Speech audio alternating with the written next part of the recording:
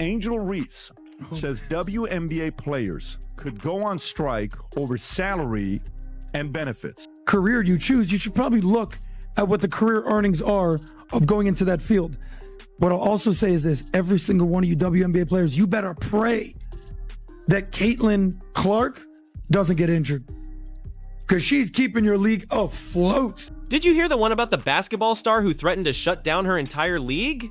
Angel Reese, the Bayou Barbie herself, just dropped a bombshell that sent the internet into absolute chaos.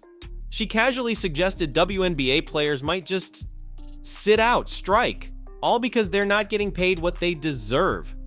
It was a bold statement, some might even say delusional, and it ignited a firestorm of debate. Social media went wild, and not exactly in the way Reese probably hoped. The backlash was swift, brutal, and came from all sides, but no clapback landed harder or smarter than the one from Patrick Bet-David. He didn't just disagree, he surgically dismantled her entire argument, armed with a mountain of cold, hard financial facts. And trust me, once you hear the full truth about this whole situation, you will never look at Angel Reese's tantrum the same way again. I was coming this year, but still be on the rookie contract again. Mm-hmm. The ones that the year after, they gonna get more. They probably gonna be making more than us. No, they are. Who's that?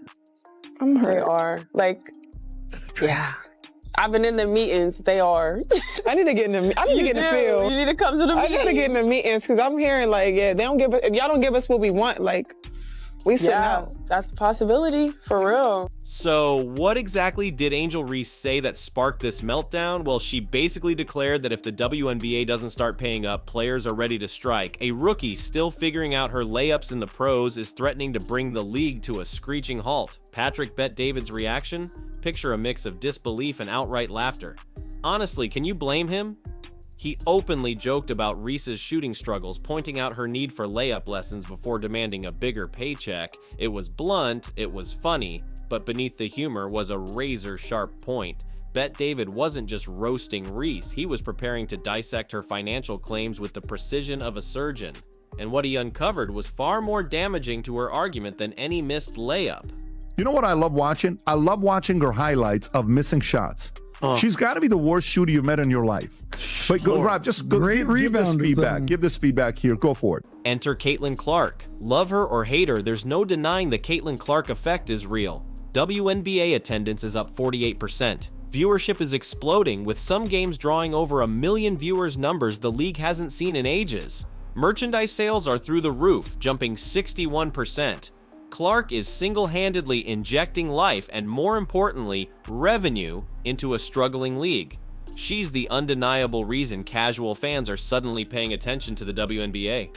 You'd think the league would be celebrating her, building around her, protecting her, but instead a bizarre undercurrent of jealousy and resentment seems to be brewing among some veteran players. Instead of rallying around their potential savior, some are acting like she's the enemy. It's a strange and potentially self-destructive dynamic, and one that Patrick Bet-David didn't hesitate to call out.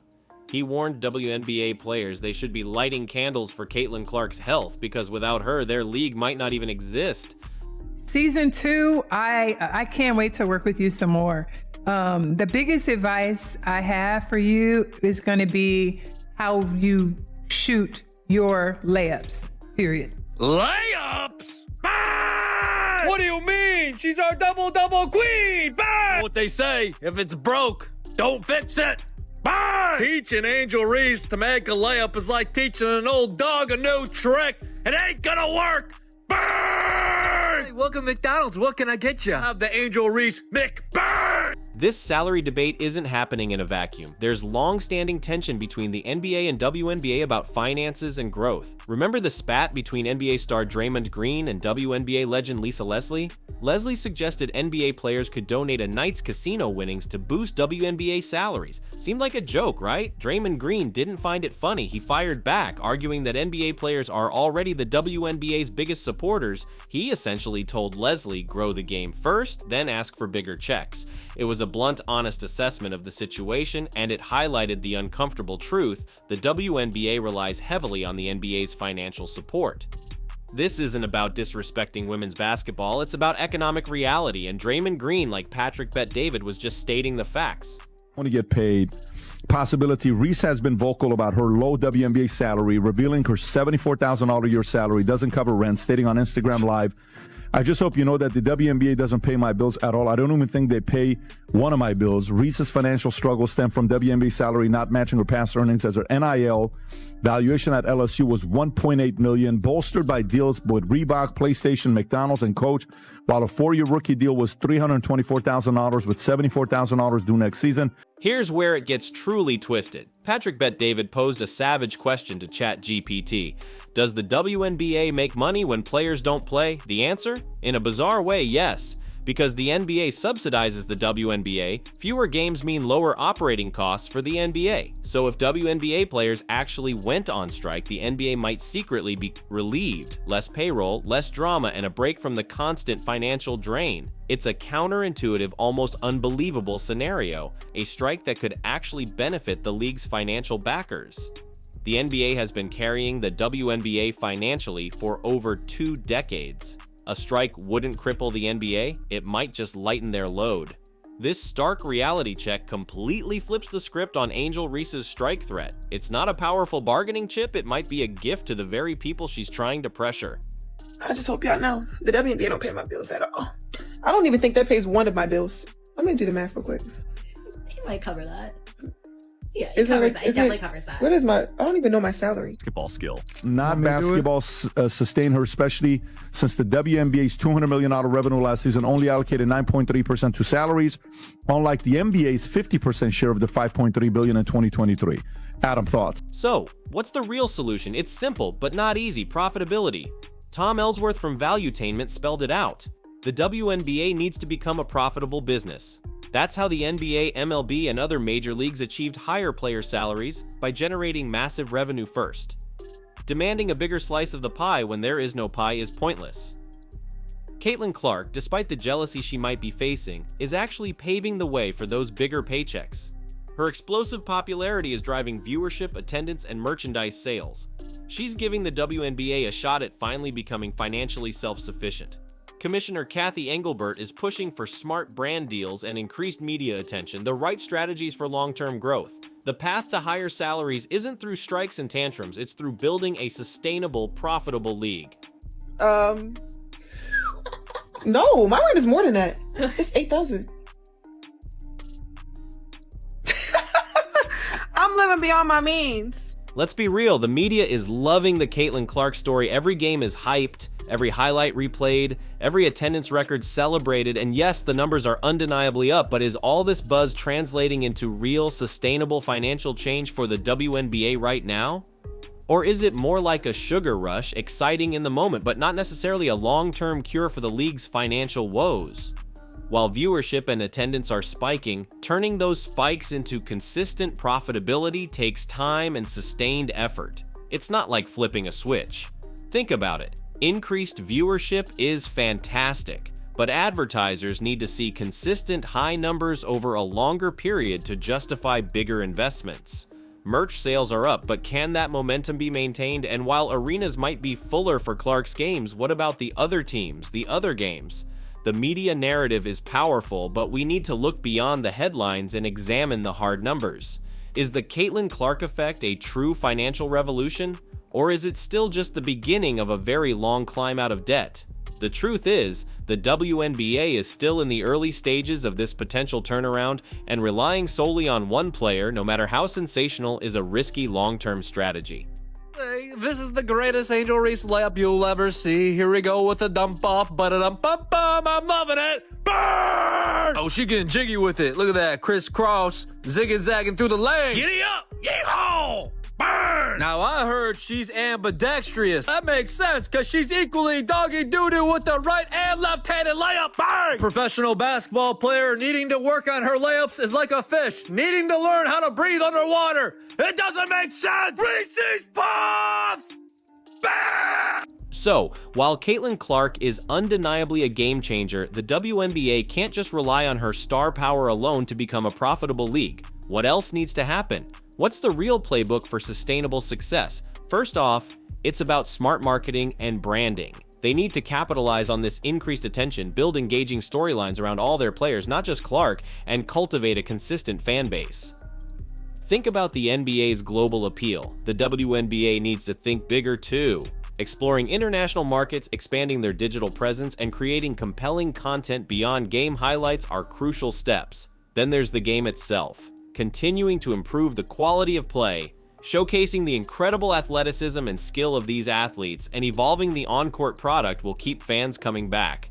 Expansion is also on the horizon with new teams being added. This can broaden the league's reach, tap into new markets, and generate more revenue streams. It's not just about one player, it's about a holistic, multifaceted approach to building a thriving and financially independent league.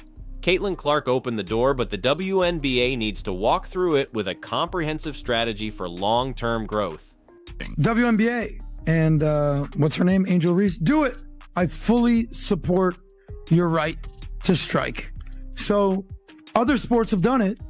So other major sports have done it. Here's a quick list for you, PBD. I put this together. Biggest sports strikes in history. 1994, the MLB strike. It was the first time that the World Series was canceled. I remember. You remember that? In 1998, the NBA went on strike. They canceled the All-Star game for the first time. The NFL has gone on strike multiple times.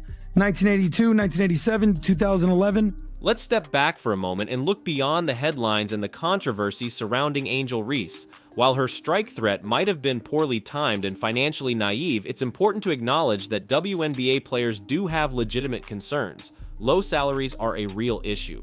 Many WNBA players have to play overseas in the offseason just to make ends meet. That's not sustainable, and it's not fair to athletes at the professional level. Beyond salary, there are other factors: limited resources, less media coverage compared to their male counterparts, and a constant struggle for recognition. These are valid points of frustration. While striking might not be the answer right now, the desire for better pay and better conditions is understandable. The WNBA has a responsibility to address these concerns, not just dismiss them. As the league hopefully moves towards profitability, a fair revenue sharing model that rewards the players who are driving that growth is essential. It's about creating a sustainable ecosystem where both the league and its players can thrive. So, while Angel Reese's approach might have been off, let's not lose sight of the bigger picture. WNBA players deserve to be fairly compensated for their talent, dedication, and the growing value they are bringing to the sport. Here's the catch when you're going to go on strike. In 1994, MLB, NBA, NFL, what's the number one revenue sport in America? What do you think it is? The NFL. How much do you think they make? $17 billion. The NBA, a little over $11 billion. The MLB, also $11 billion. The NHL, $7 billion. Yes, it is unrivaled. It is also unwatched. Look, let's be honest. We can sugarcoat it all you want, but if you don't have Caitlin Clark playing women's basketball, or if you're not the NCAA tournament playing women's basketball, you got nothing. Zero, zip, nothing. Let's zoom out again and think about us, the fans. Why are we suddenly tuning into the WNBA in record numbers? Is it just the Caitlin Clark phenomenon? Partly yes, but there's more to it than that. Many of us are genuinely excited to see high-level women's basketball finally getting the spotlight it deserves. We're drawn to the skill, the competition, and the drama unfolding on the court.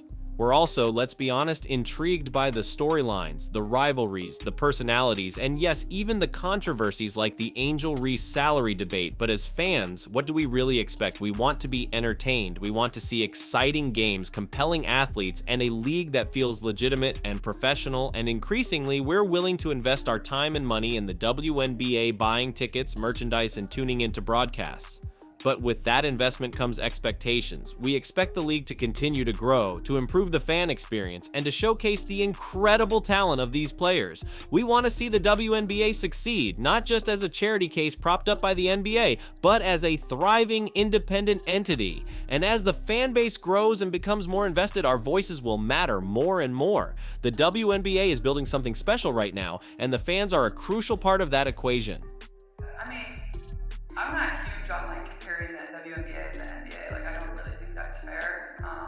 Obviously, I think where the WNBA is right now is pretty incredible. I think a lot of people, or most people, would not believe it's in the place that it is right now. So I think when people always ask me this question, where I think it'll be in 5 years is it's hard for me to answer because people didn't even think we'd be right here right now. And I think really sky's the limit. I think when you see our TV numbers when we're on, national television. We're averaging over 1 million viewers or whatever it is. The All-Star game, I think, was over 4 million viewers. Like, it's just really great numbers. So the more opportunities we're given, I think the more it's going to shine and get better and better. I think also the talent level in college is continuing to get a lot better, and as those players come into the league, it's going to continue to improve. We're adding 2 new teams next year, and then probably another team year after that. Some more games. Yeah, more games, which I think will be good. It will lengthen the season a little bit more. Ultimately, the WNBA's journey to financial stability and mainstream success is a marathon, not a sprint.